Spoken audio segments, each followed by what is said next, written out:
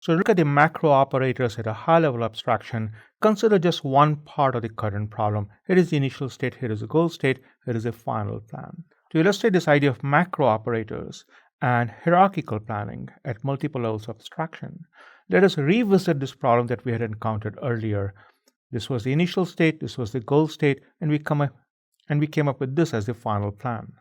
Now we can think of these three operations as being abstracted out into a macro operator that we can call unstack. And these three operations being abstracted out into a macro operator that we can call stack ascending, which is simply saying stacking them in a particular ascending order.